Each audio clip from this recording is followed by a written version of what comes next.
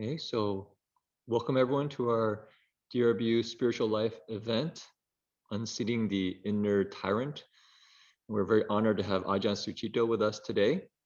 For those who are comfortable, I don't know if people will be willing just to pay our respects to Ajahn Sucitto. It's an appropriate monastic etiquette. Okay.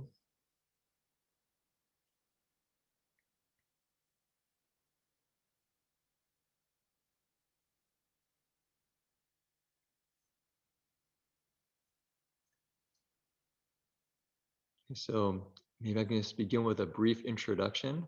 Ajahn Sucitto graduated from college in 1971 and went to India in 1974 on a spiritual search.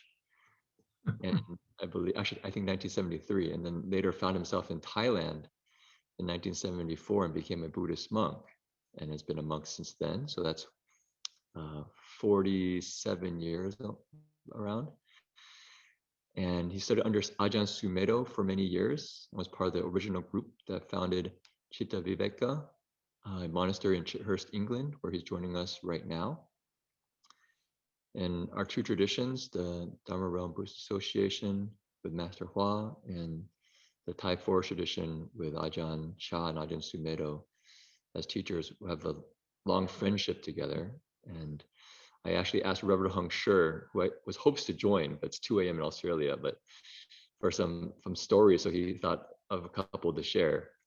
So he said one was he met Ajahn Sucitto in 1983 in Chithurst when a small delegation went there, and he was impressed by Ajahn Sucitto's kind of care for the community. He saw just on the street somebody had a passing in the family, and Ajahn Sucitto on the spot went to the person's home, did a funeral that was very touching for the family.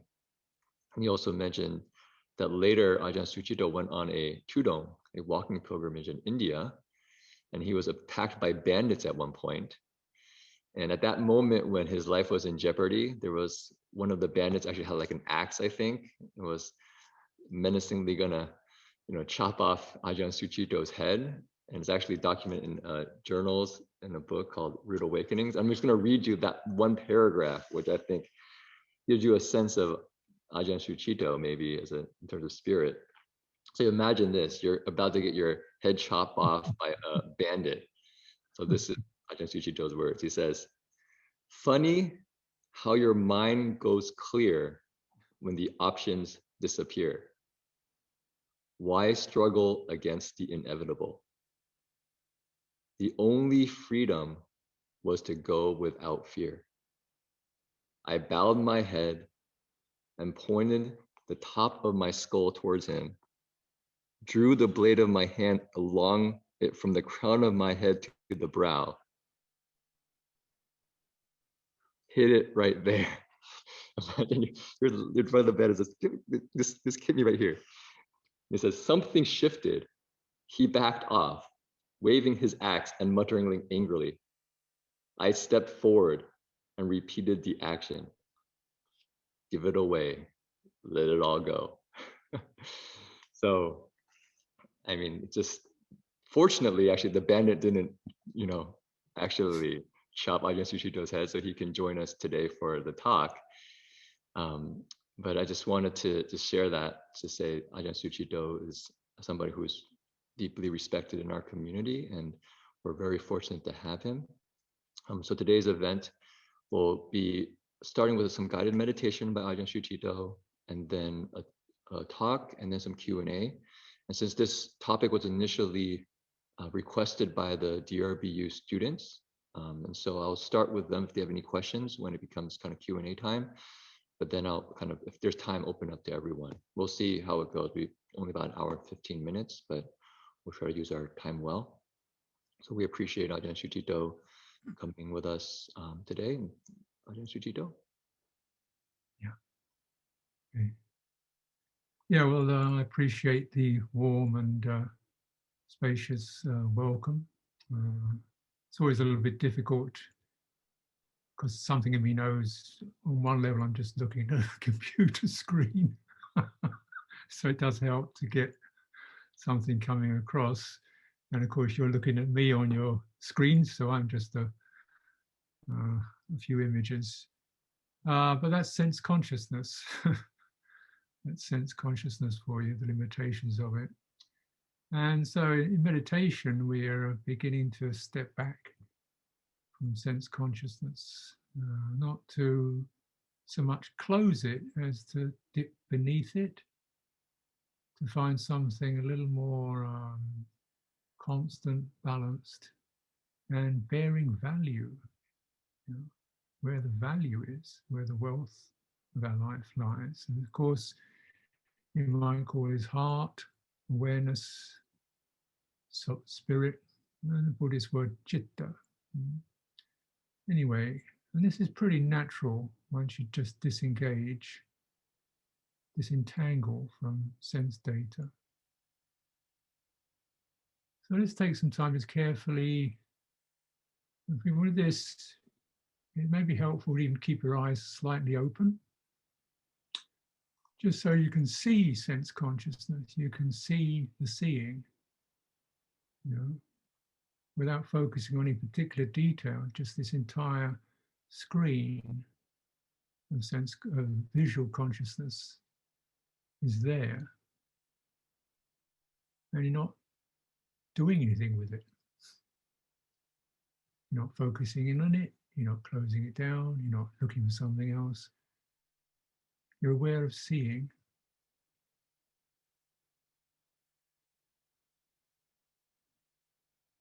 And using that to keep your attention held quite wide, but essentially not engaging with specific sensory data, including, of course, conceptual data. And those urges to make or do or figure or get better or make something happen. Notice any of that and use the frame of attention to stop the heart diving in to any of this.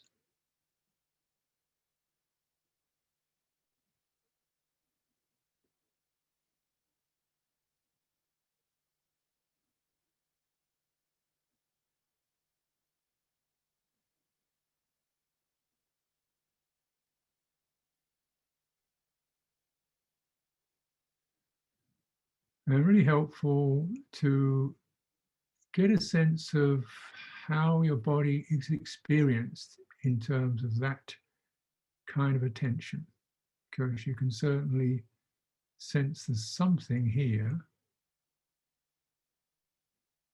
And if you relax around your eyes, your forehead, the temples, the jaw, relax all the facial stuff, your attention is released from this highly activated area to a much larger sense of body, less intricate. It's a warm presence. And within that, keep relaxing into it, and widening it widen to its fullest extent without pushing it. You sense this rhythmic tide which is given to you. It's a gift. It's called breathing in and breathing out.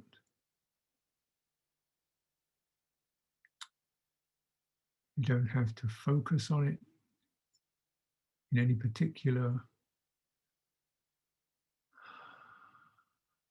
intense way.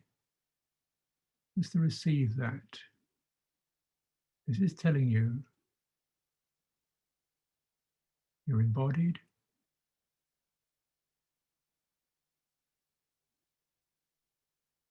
Your life is given to you a moment at a time, and no payment, of any kind is asked.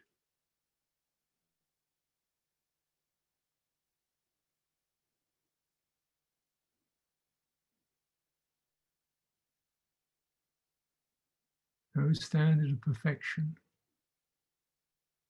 is generated by that process. No achievement, no failure.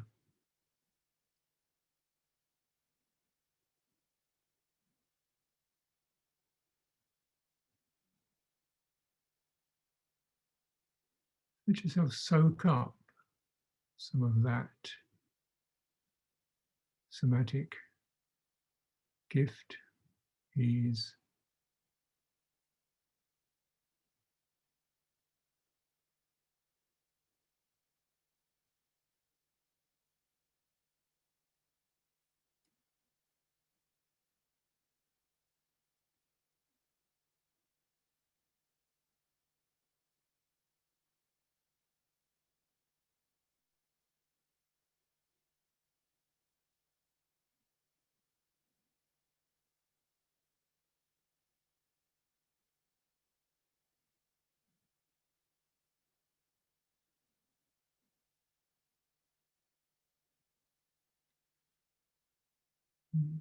keep your attention from diving in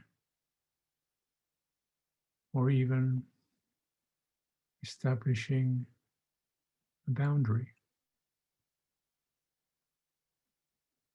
Feel the tingling of your skin. Just keep allowing your attention release the boundary, the skin, the edge, and feeling boundless space,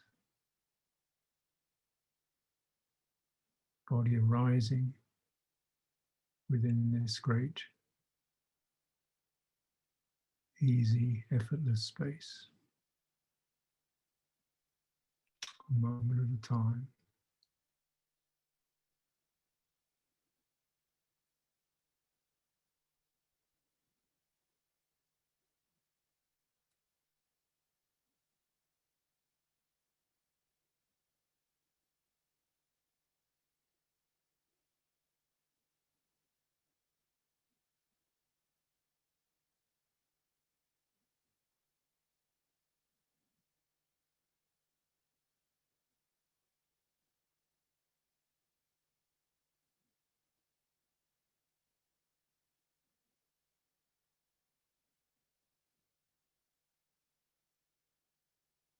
So in time you can, of course, let your eyelids close, but be on guard against that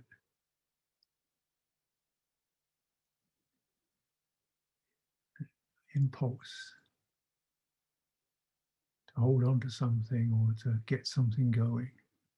If that occurs, or you get lost in your thoughts, just gently open your eyes, check your position, check your physicality, and let your breathing take you, breathing float you into something boundless, given.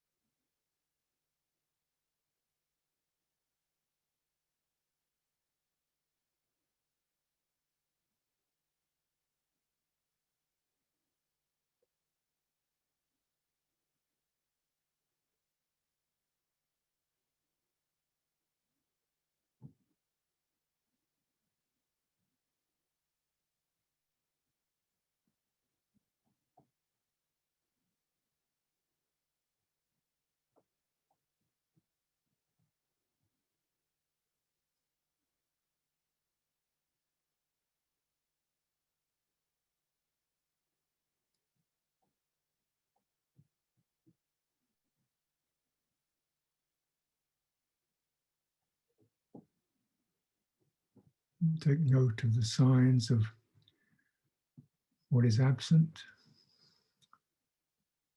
what you've left behind or what's been left behind, what's been relinquished, what's present.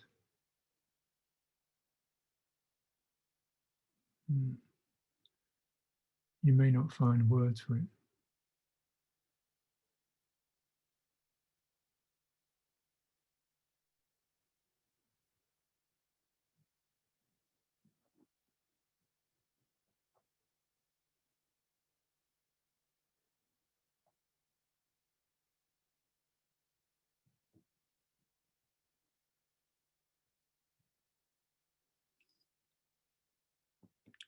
So we'll take a little bit of time now to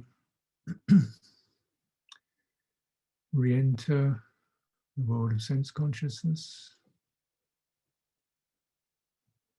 As we just carefully, the first thing you sketch in is the physicality of the body, a feeling for chest, back, feet, legs, head, hands. Mm. Mm. In this, I'm in this. Mm. Feel a sense of firmness in that.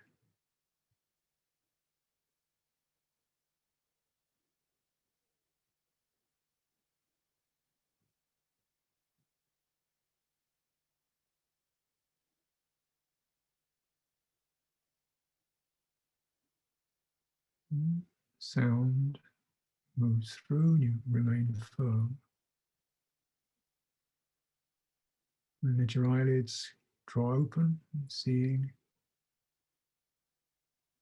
is it there, you remain firm.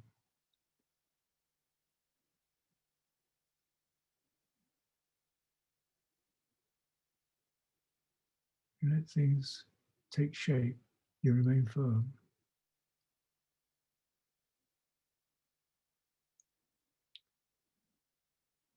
Mm. Move around just a little, maybe your shoulders or whatever, and notice even if the body's moving, the kind of firmness when we're not thrown around, compulsive, reactive.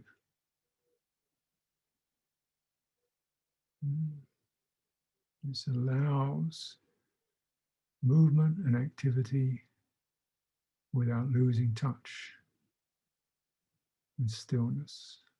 It's always compulsiveness is our only real enemy.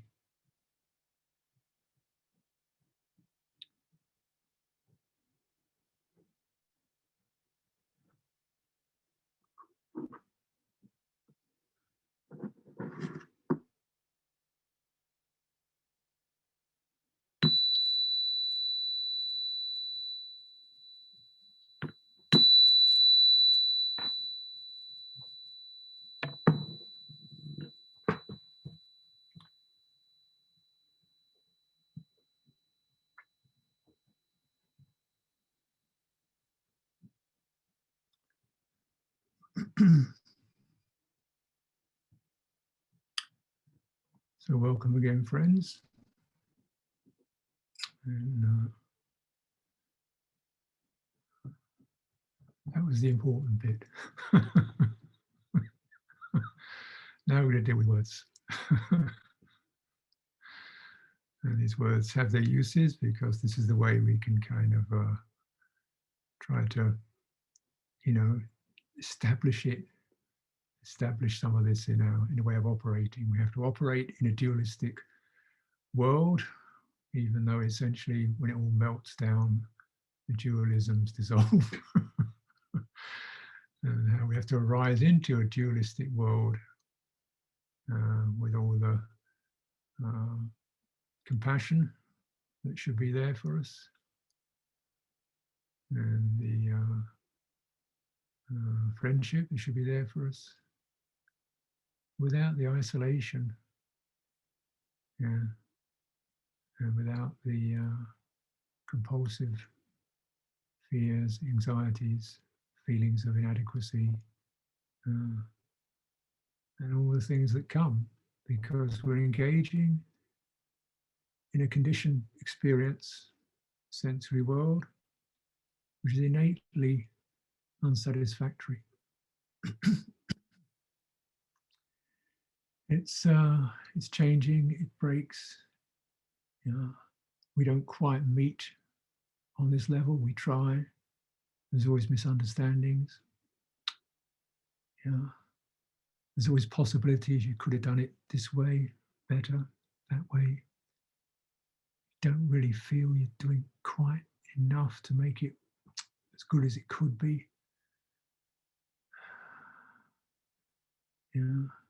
And this a sense of, an obligation to try to get it right.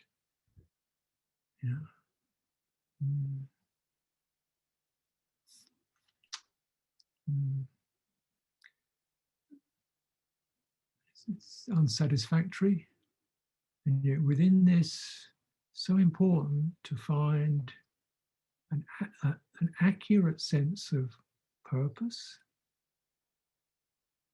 I don't want to just be floating around like a leaf. An ethical orientation. I want to live with dignity, self-respect, and ethical clarity, and be reminded of when I'm getting it wrong. But I don't want to be living in a law court with continual harassment and judgment. I'm quite willing to be activated and energized by a sense of meaningful duty. I wish to serve. I wish to do what I feel is responsible duty. I'm prepared to give up some of my comforts and so on, and my convenience. That is an honor. But I don't want to be a slave. It's kind of want it to be meaningful to me, to my heart. And all these kind of are things that I think are important for all of us to live rich, fruitful lives. We feel, it's worthwhile being here, not just for our gratification, but for a sense of something grander and more long-lasting in this unsatisfactory, changing, confusing world. And how does that occur? And what are the pitfalls? And I would suggest that, like the title of this talk, The Inner Tyrant, is about one of the major pitfalls that people of good intention suffer from. And maybe people of not good intention don't have a problem with.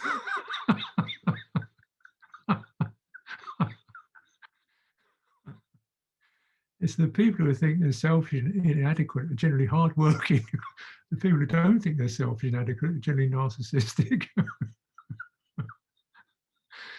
So people of good intention often feel they could do better, and did they make a mistake, and they're so sorry that they forgot to be as polite and respectful as they should have been.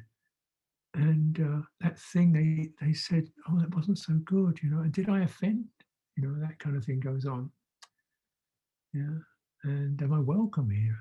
Am I doing good enough? And this kind of cascades or coagulates into this an inner quality that can be doubting you, harassing you, intensely critical and judgmental. Not just in terms of magnifying speech and actions that perhaps were not of the highest quality.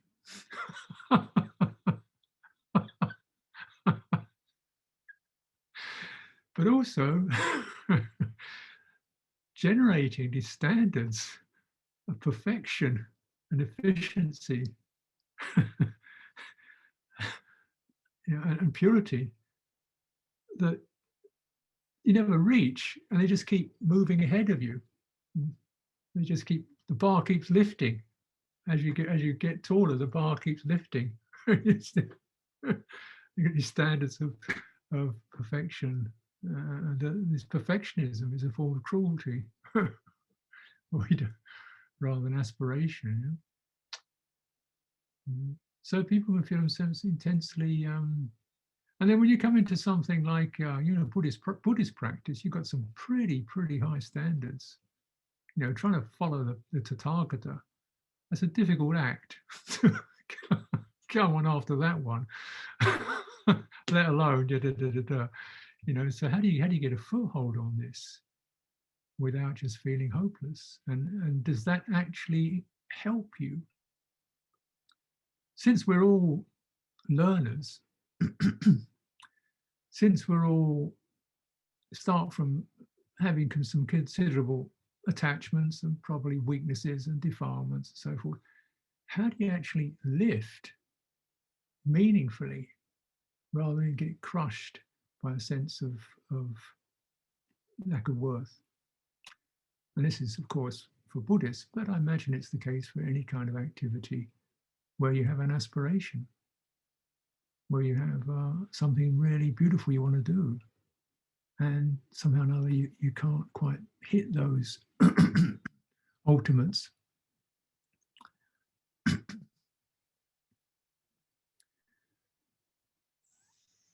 But I think this is just something to recognize as an issue for people, not and very common. Now, so I'd just like you to mention a few things, just try and purpose, duty, assessment, how am I doing? Ethical orientation, am I doing it right? Belonging, am I doing enough to feel welcomed and accepted by others? Just try to kind of flag a few of these points, because these are all points in which I suggest you're going to hit this inner tyrant quality. That you should do more, that you're not welcome unless you do a lot more. It's your responsibility unless you do a lot more. You had a not very nice thought. It's not very good. Or you were lacking in compassion. You missed out on somebody. You forgot somebody. Ethical orientation. You haven't worked hard enough. And when the assessment comes in, what does it assess, and how is assessment different from judgment? And how do any of these things, purpose, assessment, ethical orientation, duty, belonging, how do these things become positive rather than negative? Now, what I'm going to suggest simply, and I hope we can kind of take this a bit further into questions, because I probably will not, I won't do very well at this. I won't be good enough. I'm sure. So this thing called the mind, right, which you may have noticed is as a tremendous gift, but is also a considerable problem. And I'd like to look at the Buddhist analysis, get some of the Buddha's language behind this. And the word mind is normally translated in two different ways in the Pali Suttas.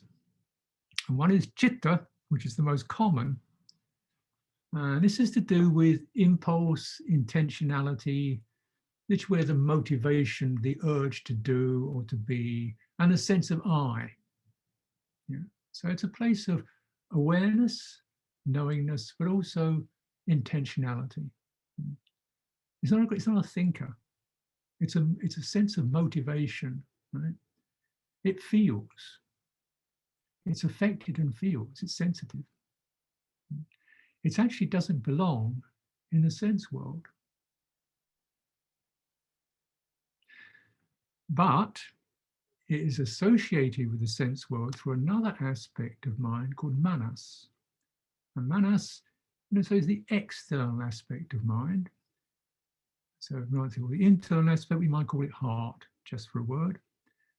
External aspect, manas. Manas surveys the sense spheres and says, oh, so I'll pick that, looking for what's good or right. So that, here you go. And it conjures up objects. Just as when we look out of the window, wherever you are, I look out of the window and it's, oh, tree. Now, actually, what I see is an unbroken screen of shades and colors and tonalities and shapes. But my manas says, oh, there's a tree, and that's maybe, 20 paces away. The eye doesn't see that. Attention. Its organ of manas, the action of manas is called attention, manasikara. So it picks a particular finite object, and then it hits the citta with tree.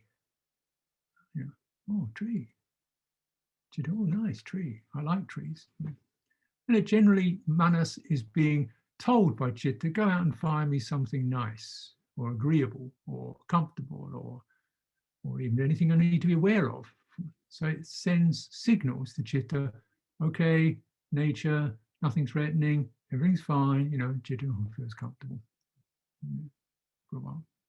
So it's heart and we'll call it mind. These two aspects. And manas is the organ of attention. And all it can do is assemble objects within the sense spheres. That's its function. It sees shapes and sights, it hears sounds, and it translates them. That sounds a blackbird. It's not a lion, it's not a computer, it's a blackbird. And then that blackbird creates a meaning. Blackbird, nice, sweet bird, happy, citta. Citta can't hear it, so it gets these called perceptions. Pali word sanya. So manas generates a perception, drops it into the citta, touches the citta, oh, feels pleased or whatever. That's what it does. Manas does that. The citta has the ability to disengage and move around. It's, I had enough of seeing, I want to hear something instead. It can move from sense base to sense base.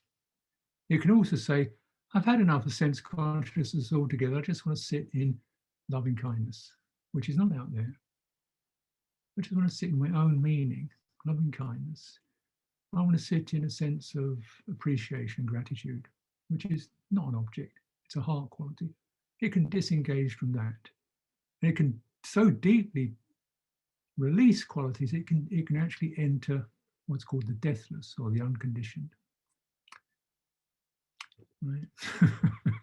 But this is where the meanings are in the citta values. Yeah. Now, when we are, particularly in our literary world, in our conceptually oriented world, whereas most of the time we're dealing with future, past, we're operating through symbols and concepts. We're looking at squiggles, calling them letters, making them into words. We're looking at numbers, saying, oh, that's April the 20th, that's 2025. And we believe all these things are real. These are concepts and symbols. They're also, we're programmed into qualities such as efficiency, follow everyone else. To belong, you have to follow the leader, whoever the leader is. We're conditioned into believing we belong to a country or a nation. We believe there is such a thing. We chant anthems, we salute flags. What are we talking about? Really, and how it's a useful thing perhaps, but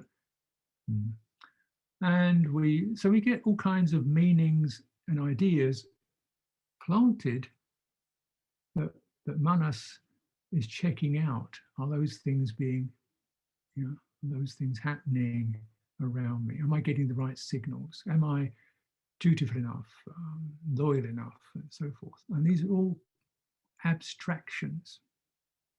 And we're looking to find the feeling comfortable, feeling settled, feeling purposeful, feeling meaningful, feeling we belong to something is actually abstract. Right? Now, if I see the person walking down the street, I don't have to know whether they're American or Japanese or Nigerian. Really, it's a human being. Yeah. Right? Once we start to think in terms of nationalities, then all sorts of comparisons begin to occur, don't they? And of course, nations themselves are split into various sub-nations and subgroups with comparisons and mistrusts and issues and around. And yet every one of those beings is a sentient human being with a sense of meaning, value, belonging, fear, worry, love, pain, right? And the rest of it, that's the reality of it, yeah? And the rest of it, how useful is that? And we can see these things can be terribly, terribly hindering and crippling for what is really beautiful and decent in human beings.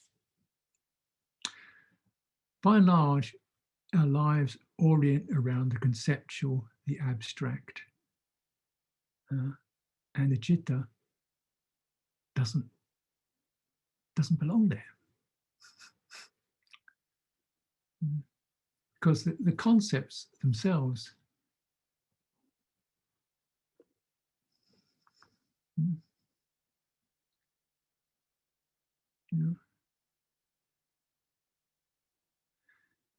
along with that, as we get into that, we also adopt certain conceptual standards of which are abstract, and particularly in industrialized societies, when you get a large society, there's a sense in which you are training from infancy to improve, to be better. And this betterment is generally not in terms of,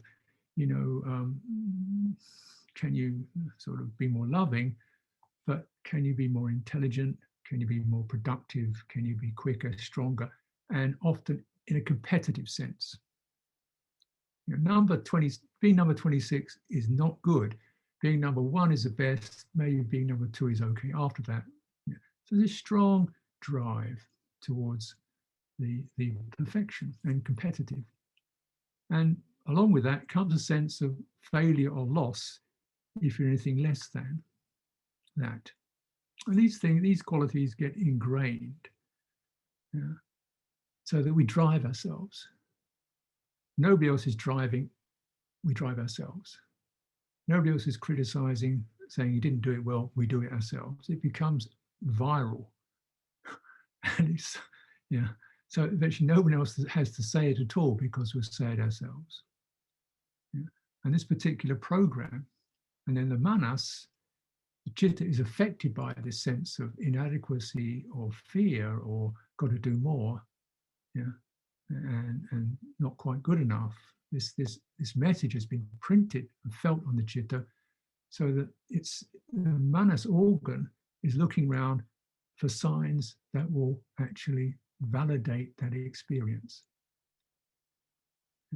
Because manas follows the orders of citta. Citta is like the blind boss sitting in the office saying to the secretary, go out and give me something to eat. It gets so that runs around the sense fields looking for where's a satisfactory, happy sense of being good enough. Don't see it, don't see it, don't see it. Comes back to boss, sorry, it's not out there. Yeah, because you don't see it out there. Where's the sense of being welcomed, unconditionally accepted? Sorry, don't see it. It must be you're not welcome. Yeah. You're not. So therefore, what happens, the feeling, the chitta then feels inadequate. And then this program of self-aversion, criticism, and negativity occurs. So, and it's irrational. We may assume that we're rational creatures. Fundamentally, we're not rational creatures. We're emotionally charged, responsive creatures for good and for bad. And that's the nature of chitta. And as we all know, how brutal we can be as human beings, that's definitely possible. How cruel, how suicidal, how obsessive, how addictive, how self-destructive we can be as human beings. And this is, the Buddha says, there's nothing can do you so much harm as an ill-trained chitta. This is the kind of stuff it will do. And nothing will do you so much good as a well-trained chitta. You have to clear these programs. You have to wash out these mechanisms. You have to get rid of, abolish these destructive and negative patterns. Yeah. And you're not going to get it through manas. Manas will only confirm, will only do its orders, only follow orders. And you cannot find the satisfactory, the completed, the fulfilled in what you see, hear, or even think. Those belong to the sense fields. Chitta doesn't. Its fulfillment, its satisfaction arises from dwelling and purifying itself.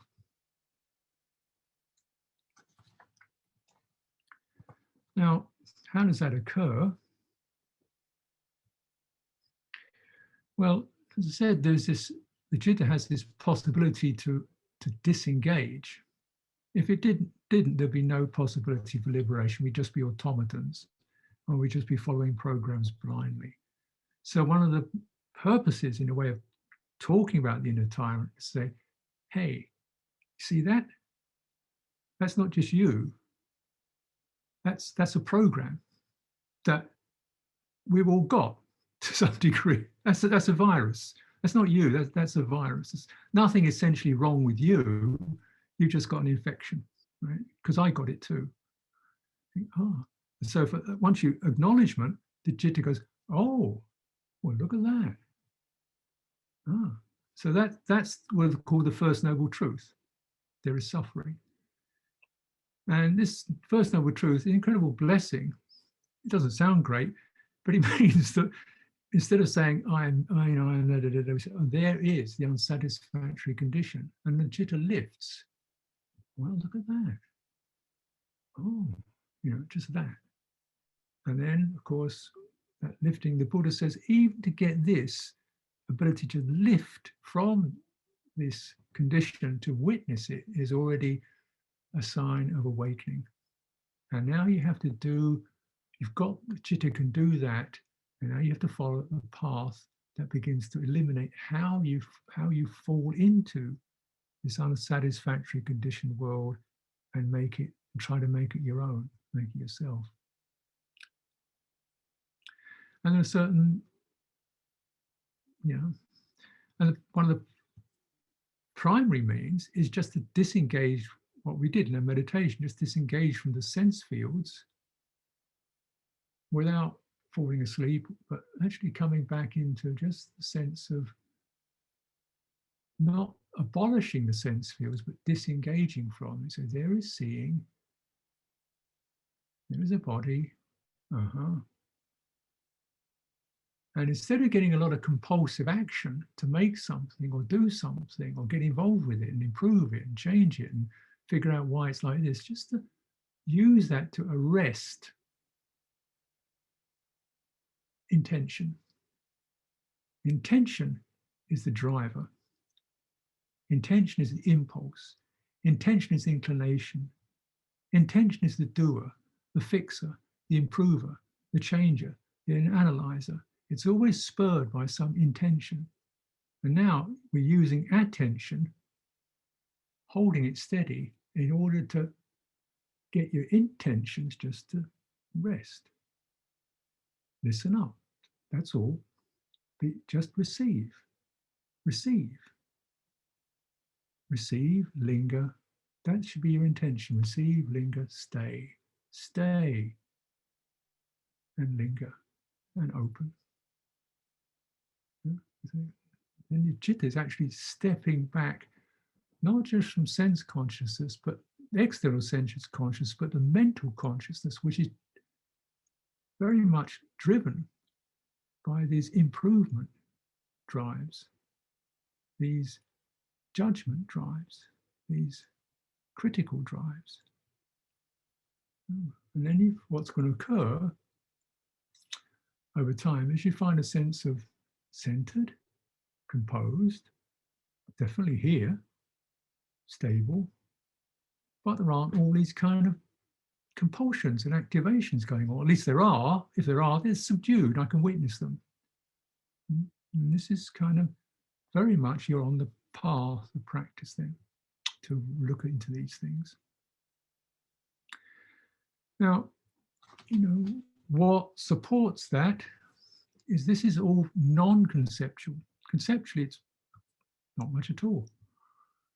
But it's non-conceptual, it's direct, and it's very much using the resource of the body, not as a sense door with tactile consciousness, but as a presence. We call it a somatic presence. Yeah, it's not associated with particular voluntary activities. It's the involuntary quality of life itself as it's embodied, and because your citta belongs to that. Senses that, is attuned to that, so it's calmed and steadied by it. So you begin to lift because you now have something else to rest in. And that something else becomes increasingly refined as you rest in it, but it's no longer physical at all. This is embodiment. And as we were coming out of the meditation, saying, don't lose that. So even as you can enter into this sense of the composed inner body where your somatic energies, your nervous system, if you like to put it in English, is no longer running out. It's stabilized. And then you open the sense doors. What right now is the first kind of meaning or intention towards this dualistic condition? And the first meaning, I would suggest, may not be an idea, is may this be well.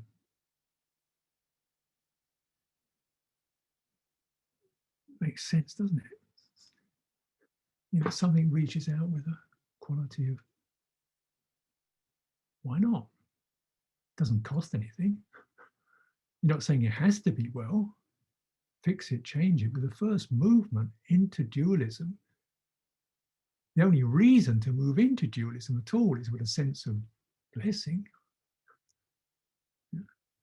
So this is your foundation from the body, the sense of kindness, compassion, opening to that. And that must be your fundamental orientation. So, because that can encompass things you're doing. When you're getting busy, you say, wait a minute, am I losing that sense of inner balance? When I'm sensing there are mistakes being made, am I losing that sense of compassion and acceptance? And well, never mind, let's try again. Am I losing that? When I finish my duties, do I ever get a sense of, that was pretty good, you did good enough, you tried? Do you ever get any sense of congratulation? And if you don't, then you know the virus is there. Because for sure, if you go through a day, you must have done something halfway right, surely. Just pat the dog. or close the door quietly. You must have done something, right? It couldn't have been an unremitting disaster. do you ever recollect that? If you kept 5 precepts, do you ever recollect it with a sense of, great, because if everybody kept the 5 precepts, this world would be a place of beauty and sanity. And you've done it. And some of us are keeping a lot more than that and still feeling stained and defiled. Because the citta hasn't been cultivated in the sense of metta, mudita, appreciation, admiration, compassion, and equanimity. Some things work, some things wasn't ready to work yet. Oh well, because you've retained that fundamental core of the warm, embodied heart. And then these programs don't have to take over.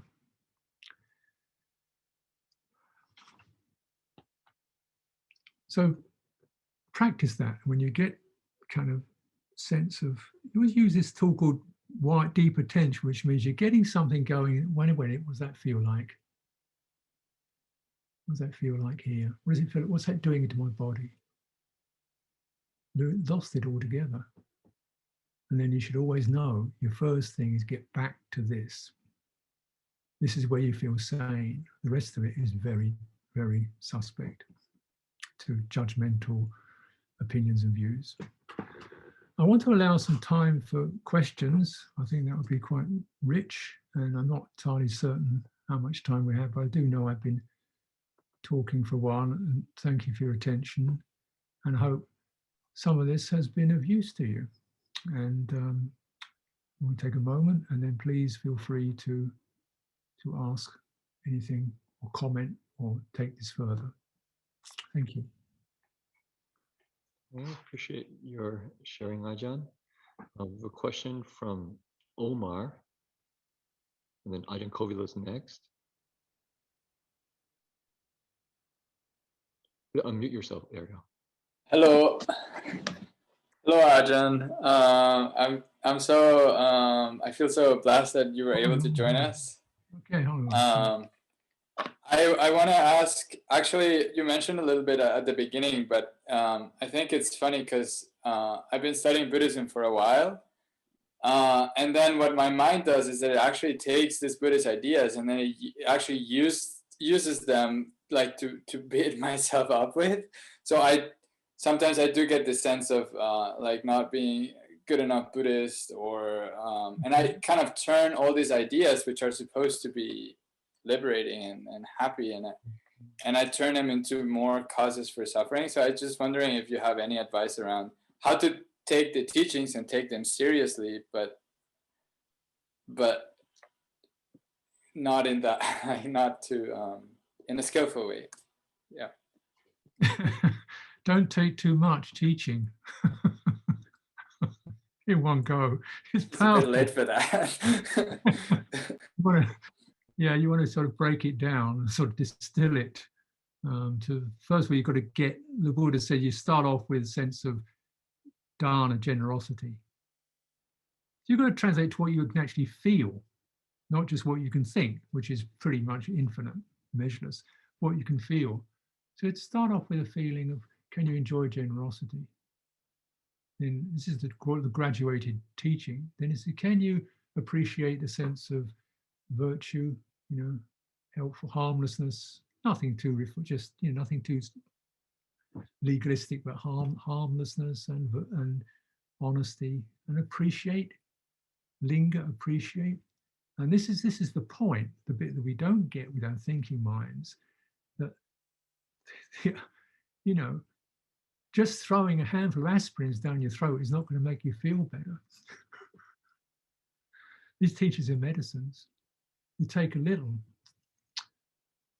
you suck it, you chew it, and you appreciate it, and you get it right until it's flooding through your nervous system, and you're feeling satisfied with it. You think, okay, that's pretty good. I think I'm ready for another bite. But do the lingering and self and integrating. This is why it's so important to get the system, the body and the heart online. And, you know, I don't think in the time of the Buddha it wasn't such a big deal because they lived very earthy lives. We live, most of us live pretty disembodied lives up in our heads. So you've got to put time into getting embodied. So you've got a system that can actually receive the teachings and take them to the right place. Otherwise, it just becomes more mental fodder and you've got no way of digesting it. It just becomes another set of abstract ideas you can't live up to. So keep it simple. Absolutely. Thank you, Ajahn. You're welcome. Thank you for the question. So who's moderating? Ajahn Kopilo was going to ask a question next. Okay. Greetings, Ajahn. Ajahn, yeah, thank you so much for your teachings. Yeah, as a DRBU student now, something which I have to do, which I didn't have to do at the monastery, is write a bunch of papers. And I'm curious, for yourself, having written so many books, do you have any strategies for maintaining like the non-compulsiveness while writing? If possible, Well, if possible. compulsive is a I mean, to me, every manifestation needs to be balanced with its non-manifestation. So generally, writing means a good amount of time looking out the window, going.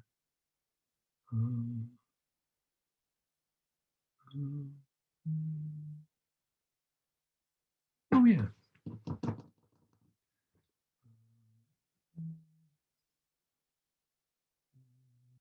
Do a bit of exercise. Okay, get back to it, you know.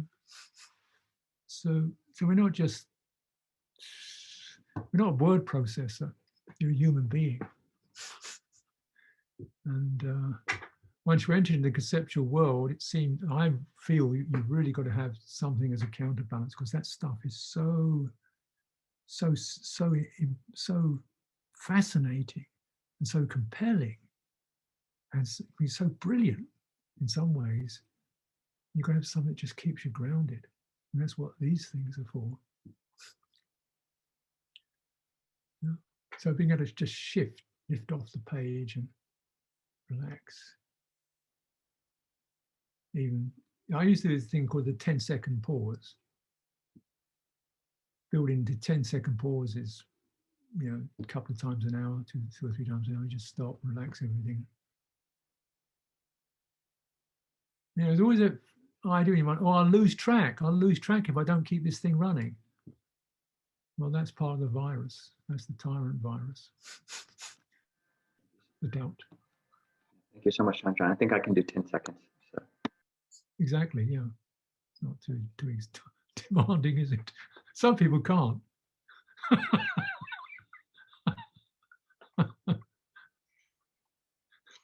Maybe I'll ask the question on another student's behalf. And then I think next is Coleman. So the question is, will you ask how one can skillfully respond to regret and remorse over our actions when self-hatred is present, such as broken vows, precepts, or past behaviors that were harmful? What kind of understanding can be applied and brought to that situation? Well, you know, when you're in the grip of something, you can't really understand it. You have to break the grip.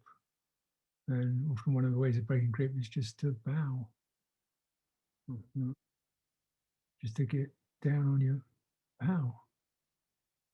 Bow. Bow. Okay, sense of let it go, let it go, let it go. Yeah. So you're not in the law court anymore. You know, bow to the Buddha. The Buddha's not a judge. That sense of opening to the what is the craziness of being a human being, you know, with all the ignorance that we're infected with. So you get some, you know, we're all infected with it. It's not like just one person. So then you bow to the anguish and the perplexity of the human condition in presence, either physical or conceptual or whatever, of the Buddha. That's what Buddhas are for, in a way. Please. I think something I can bow to. And then, okay, let's get back, you know, and then recognize that which I did was not worthy. It was not good. It's been done. It's caused pain, myself and others. It's sitting in me. Don't do that again. In the presence of the Buddhas, you make the vow. Refrain, restrain, learn. This is too painful. In the presence of the Buddha, external, internal, wherever, you say, I send forth goodwill, compassion, kindness to myself and to others, you know, in this realm who have done wrong, who will do wrong, just as I will probably do wrong. You know, because we gotta lift up. You gotta lift up somehow. You know, you're not gonna lift up just beating yourself up all the time. That's not what the Buddha wants. If you want to make your stupidity useful, you learn how to make it, get it to lift, to get you to rise up, not to crush yourself. Because we've got plenty of stupidity we can refer to. So you know how to turn it. So you're saying, right, well, let's put that one aside. And thank you very much for the lesson. You know, as the Buddha said, we consider it great progress in this discipline for someone to acknowledge a transgression. We consider it great progress to acknowledge a transgression. What does it mean to acknowledge rather than to endlessly blame and harangue yourself? It means that's what I'm talking about. That's the acknowledgement. It's an acknowledgement from the heart in the presence. You know? And then that sense of now, rise up. You know? No, because you can never make amends in any other way. You can, you know, you can't just do it through doing something. You've got external. You can never mop the floor that you're standing in on. You can never tidy the beach you're sweeping up. That's why sweeping it. You just gotta bless it. So that's useful. These are difficult programs to crack. But you know, just keep chewing away at it. What can you do now? Thank you. Coleman? Thank you so much, Ajahn. You mentioned earlier about how we are so conditioned by all these very limiting factors like countries, boundaries. But I find even how we have been conditioned, even as a kid from school age, everything has to be graded. You have to be assigned a grade, a number.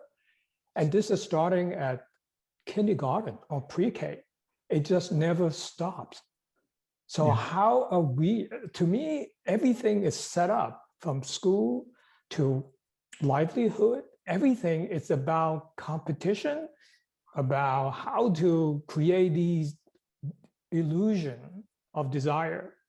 So as if we are living in a world that is completely against achieving more harmonious way of living.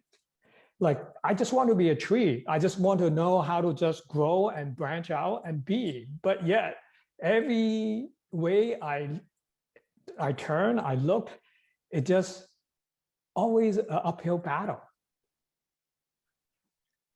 I hear you, Coleman. I know what you're talking about. It's demonic.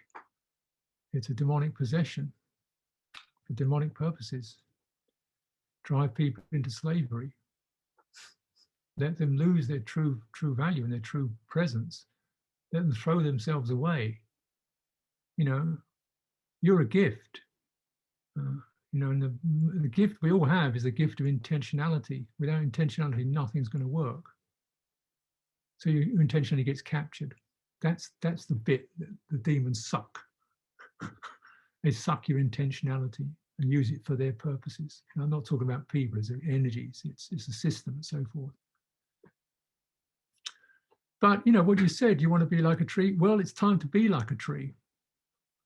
I mean, okay, so I spend quite a bit of time with trees because, and I think it's not to just be facetious, but there's something about the presence of nature that nature does not charge. There are no straight lines. There's no grades. Everything's just creeping and crawling, doing what it does, and always accept you. You could be a untidy old slob, and that's fine as far as a tree goes. So I find nature is really helpful just to get out and be with nature, and just let yourself soak it up and feel yourself in that. The other great course, the incredible, is Kalyanamitta, a spiritual friend. We tend to, because we're group creatures, we tend to naturally form into societies. Societies is a very confusing mixed term. Community, now that's actual. If you've got a community of 3, that's good. You've got something that's warm and receptive and can say, okay, no problem. Hey, that was really nice. Something's actually going to give you some heart feedback. And because so often our slavery, we're doing it en masse. Everybody's out there doing it. So we immediately start to run the same pace because we are programmed as socialized creatures. So if you've got a few people around you who are operating in a different setting, you've got some chance of just that presence helping to get a handle on these compulsive tendencies, and essentially it's that which sees and talks to your heart rather than you as statistic or number or grade. Something which talks to your heart, is interested in your heart and your suffering and your joy. That's what you want to be with. If you've got even one, Buddha said even one is good. That's once you see it and again you think, oh right, yeah, got it. And then eventually you train your own attention to keep turning back to that. But that's what temples and monasteries, Dharma centers are for. Thank you. Deal with this, particularly when someone kind of criticize you in public. Deal with kind of situation.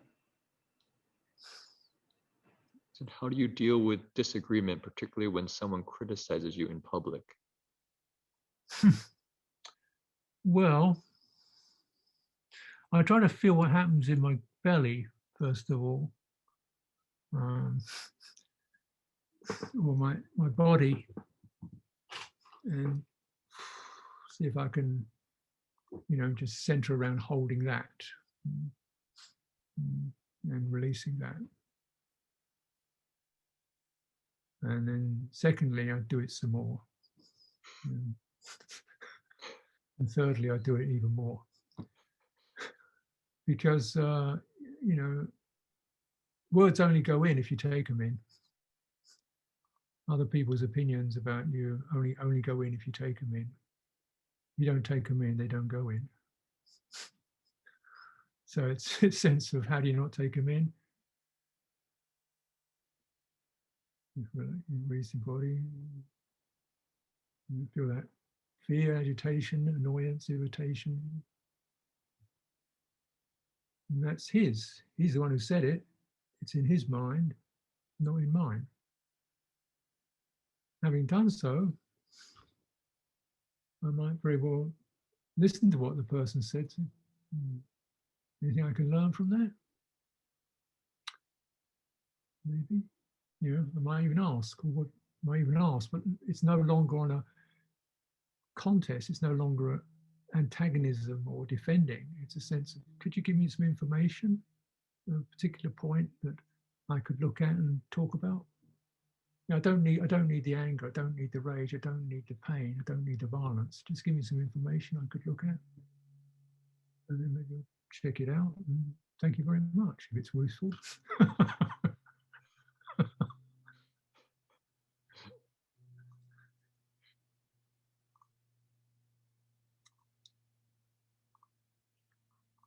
Okay, so Ajahn Sucitto, very appreciate you coming to speak for us at the RBU.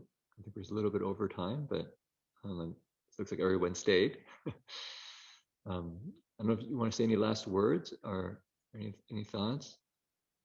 You know, it's there are no last words. They just go on. They just go on. But you know, what do you say? You know, Dharma is beautiful. Dharma is wonderful. Everybody's welcome in it. Stay with it. You know, handle the stuff that comes up. Your own stuff is something that has to be explored and released, and everybody's got it, and we're all crazy, and it's all beautiful. So just keep going, and search out good friendship and situations like this. So encouragement, blessings to you all. Thank you for asking me to come. Wonderful.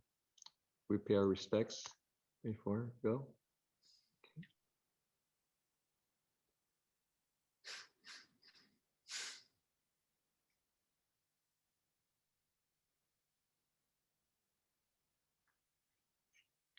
I really appreciate everyone coming out as well, and wish you a day where you can stay relaxed, not in your mind, and coming from kindness, compassion, joy, and equanimity.